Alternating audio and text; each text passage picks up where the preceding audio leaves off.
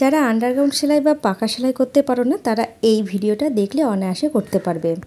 দেখো এখানে আমি লাইলিন আর কাপড়টাকে সাজিয়ে নিয়ে লাইলিনের ওপর লাইলিন আর কাপড়ের ওপর কাপড় রাখলাম।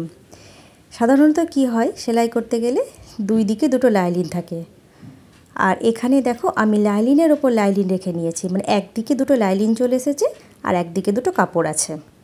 এরপর এটাকে খুব ভালো করে সাজিয়ে নিয়ে সমান করে একটা সেলাই দিয়ে নেব।